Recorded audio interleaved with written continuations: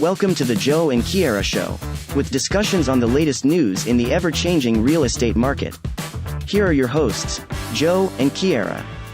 Welcome to the Joe and Keara Show, episode 15. I'm your host, Batman. That's Robin. How you doing, everybody? Keara with RCG Mortgage. If you need financing as a first-time home buyer, single-family home, two-family, condo, co-op, whatever it is, we have you covered. Joe's going to help you sell or buy a home. Call him. This show, what are we covering today? We're going to go over some sale prices. Nassau and Suffolk County, not covering Queens this episode. But before we do, Dunkin' Donuts, thank you again for your great sponsor that you have not given us yet. Cheers. gonna have to go after Costco next because Somebody. they support us. Kirkland, all day. Okay. Median sales price, Nassau County. So when you say, tell the audience, when you say median sales price, what does that mean? This is residential condo co-op, the average price of a house, what it's selling for, residential condo or co-op in Nassau County. Okay.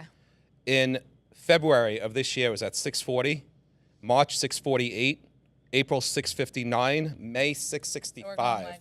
It's going up. Sale prices of the houses. No but inventory. Year over year, we're down from last down. year, 3%. But if you see the chart, you'll see the prices going up because there's no inventory, as we've been saying.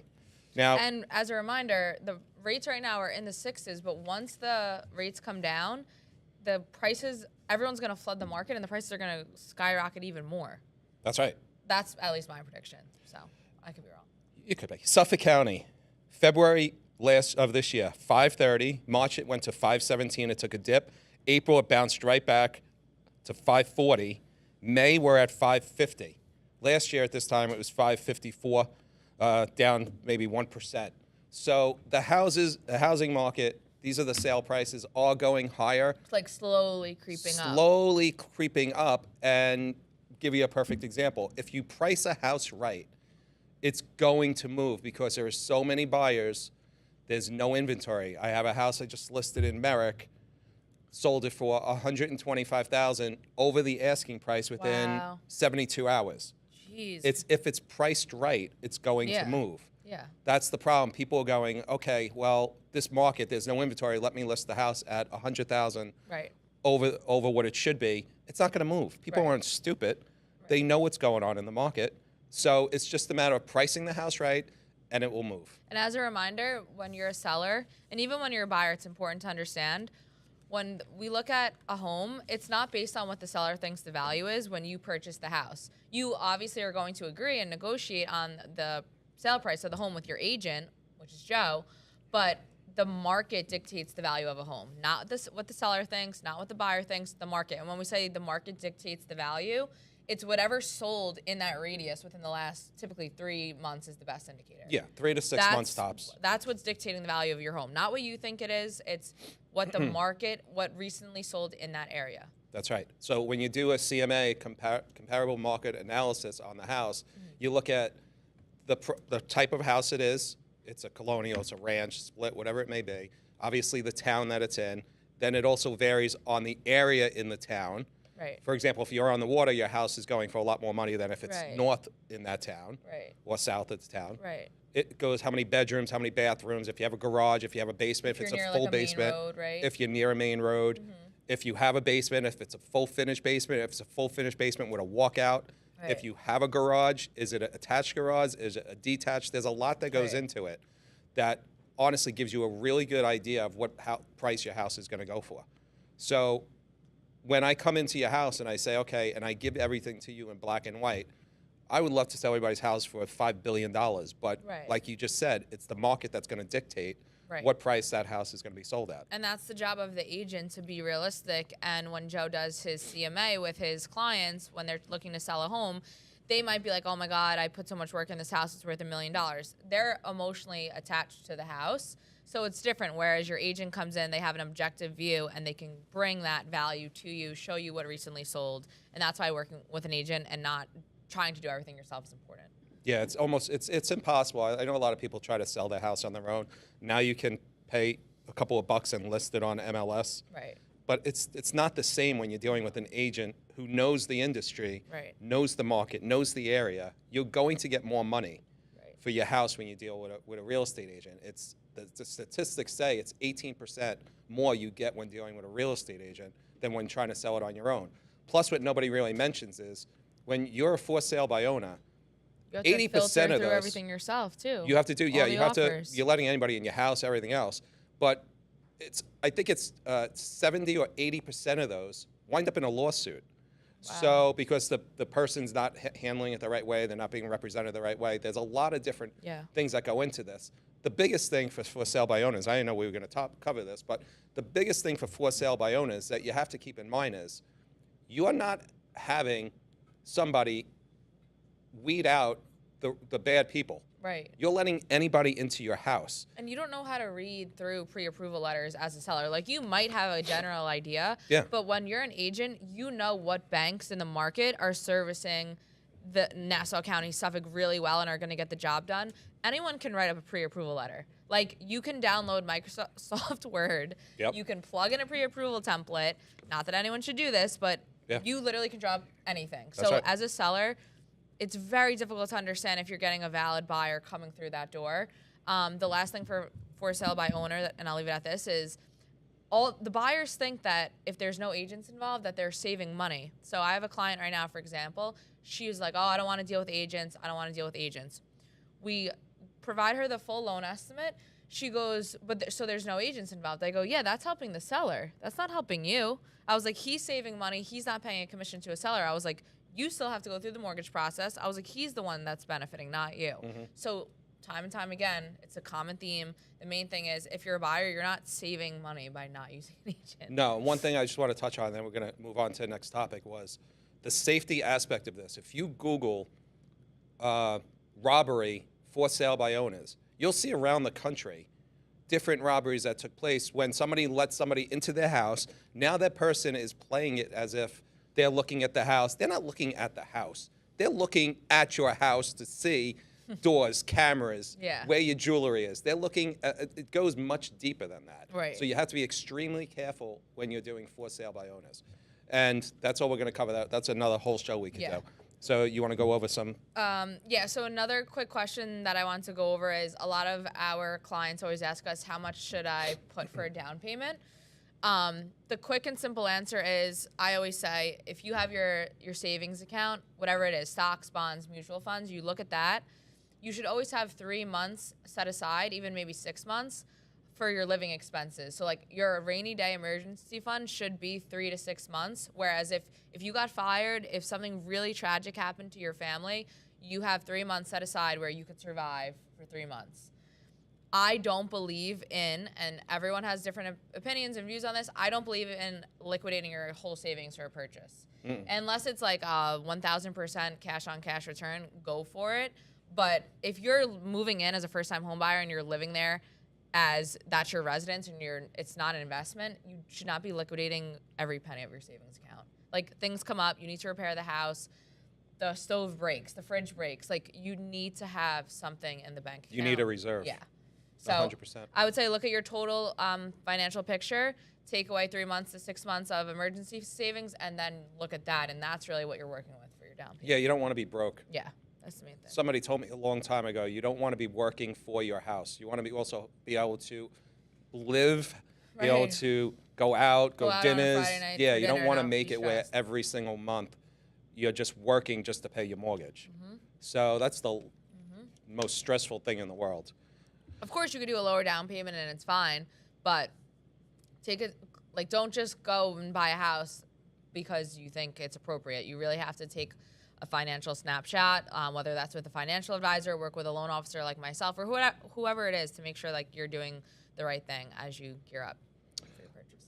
A topic I want to go over is downsizing for seniors, which is something, honestly, I like doing.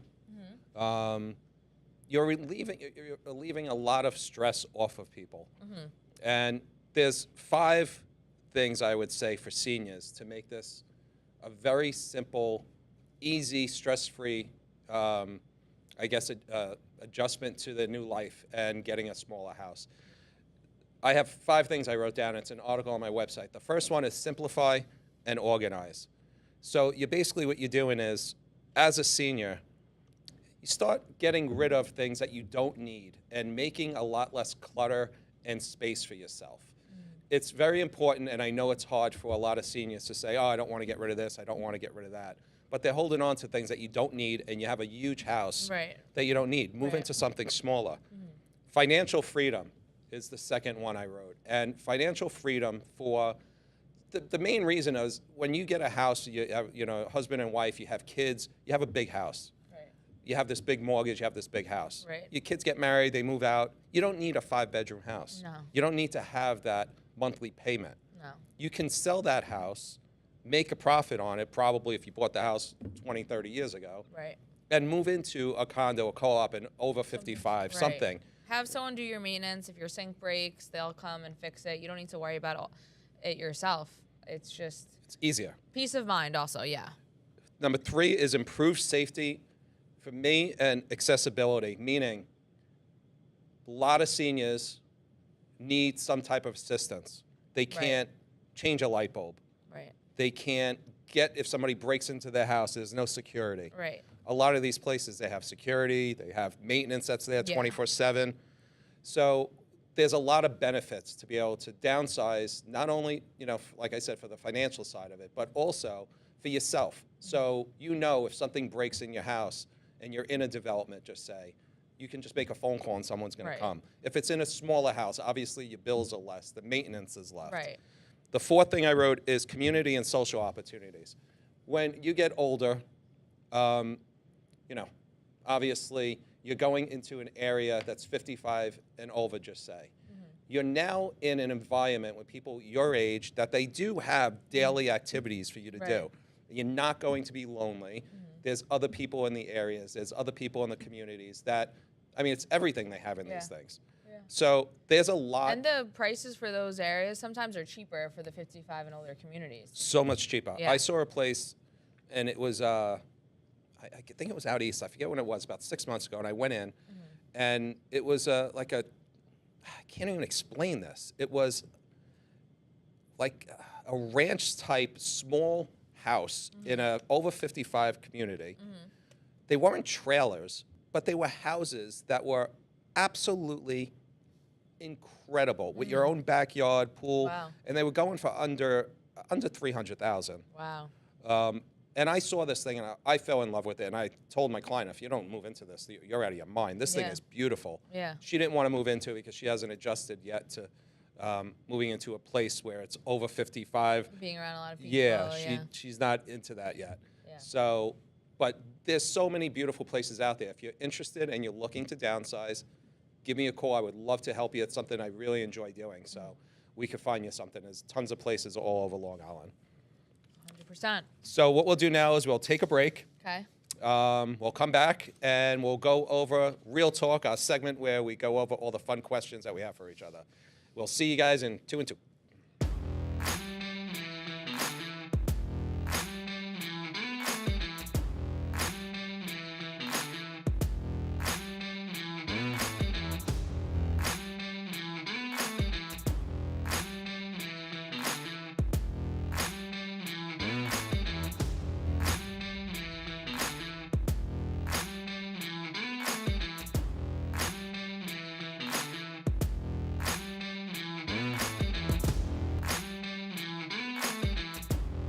Welcome back. This is the segment we call Real Talk with Joe and Keara. This segment is sponsored by okbotanicals.com. OK Botanicals. Free CBD. This is what you have to do. You're going to answer one of these questions that I have for Keara below in the comments. You have a chance to win 1,000 milligram bottle of sublingual CBD oil. Oh. It's a $50 value right there. If you're trying to relax. If you need to relax, comment. like Joe and Keara. Yeah. All right, ready? I need more than CBD. Yeah, we need a lot more. Okay. All right, Keara, ready? I'm ready. All right, so there's not going to be no, I don't know. Okay. Top 3 favorite movies of all time. Oh, here we go. See? All right. I'm ready. Okay. The Great Gatsby. Don't judge me. I literally love that movie. Wolf of Wall Street. Third, I don't know. You bench warmers, you said. I do love bench warmers. So bad. Bench warmers or no, wait. The one I honestly love the movie with Justin Timberlake and Jesus, we really have we don't not like watch anything the same. I wouldn't put that in like a top 3 though. All right, well you think like about a that one. rom-com. Ready? Top 3 favorite snacks. Oh hell yeah. Hold on. Here we go. Oh, okay. It used to be popcorn, but I haven't been on the popcorn wave recently. Okay. Goldfish or Cheez-Its.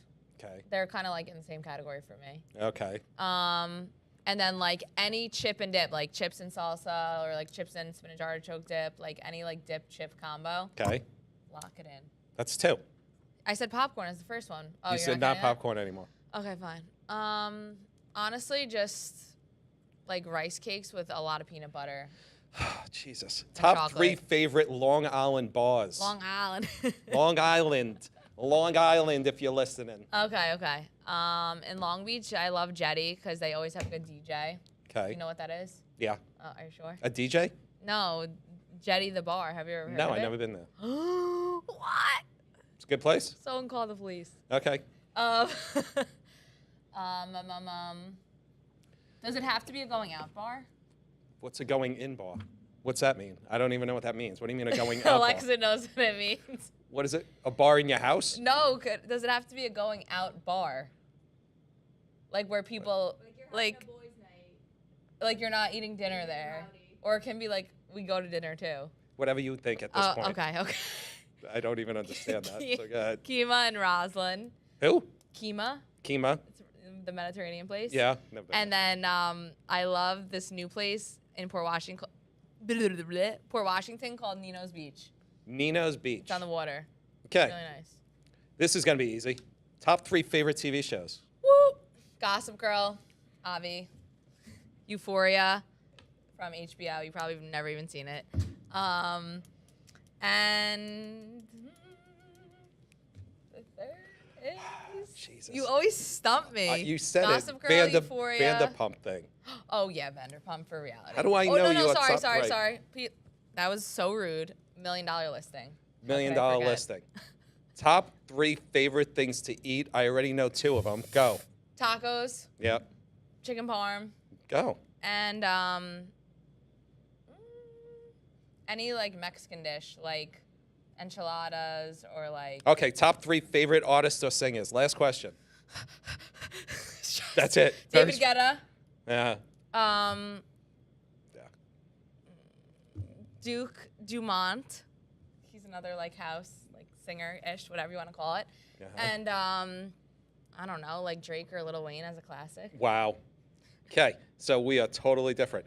So all you have to do is answer one of those questions, comment below, top 3 favorite movies of yours, top 3 favorite snacks, top 3 favorite Long Island bars. That's what I want to hear people write down. Top 3 favorite TV shows, top 3 favorite things to eat, top 3 favorite songs, artists or singers. And you'll have a chance to win 1,000 milligrams CBD oil by ok-botanicals.com. Go. I'm ready. Hold on a second. This is trash or cash. Are you ready? Yeah. Are you sure? Okay. License plates that are like Trash. customized or decorative. Trash. Thank you. Airport like lounge food. I think it like what's your take on it? You don't. This one I'll let you. I don't give eat more. in the airport. Okay. I only drink. Me too. Not throwing up on a plane. Go ahead. That's why I only drink. People who put a leash on their kids. Like you Oh, know. that's trash. I hate those people. They should be in jail. Those people should be locked up, go to jail. I don't even like putting a leash on my dog. Wouldn't put it on a kid. Brandy hates the leash. She loves the leash, but I don't really. I Does she hate. get excited when you give it to her? When you're like, we're going on a walk. No, but go ahead. I had a joke. But go ahead. The last one is the zoo in general. What are your thoughts? Mixed. Yeah. Trash it because I'm into animals and I like them to have their freedom. Big animal person. Cash because I like to see monkeys. What? I really do. I love monkeys. I love monkeys. I want a monkey. I think we're going to end on the monkey. Oh, well, that's where we're going to end that segment. Else? Oh, yeah, I got Netflix reviews. Oh, God.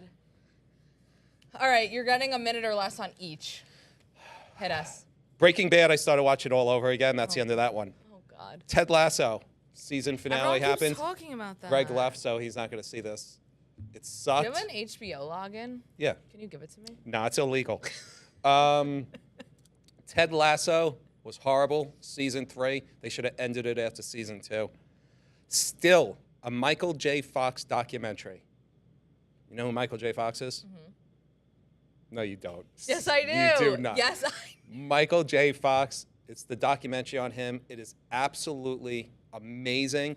It's heartbreaking, but he is the strongest person I think I've ever seen in my life. What he's going through since he's a kid with, he's got Parkinson's disease. I know who he is. Oh, you do know. Very good. Surprised. And then the last thing we're going to end up on is HBO, Jared from Subway, catching a monster. What's that? You know who Jared from Subway is? No. Okay, so Jared was the spokesperson for Subway years and years ago. He was this big fat guy, and he lost all this weight. Like he actually worked for them? No, he went on like a the- Subway diet. Oh. All he ate was Subway, and he lost like 300 pounds. Should I be going and on he the Subway became diet? no. Well, listen, and he became the Subway spokesperson. He was huge. He was with presidents. He was with every actor and actress. Everybody knew who Jared was. Gangster. Make a long story short, he became a child molester. And he's in jail right now.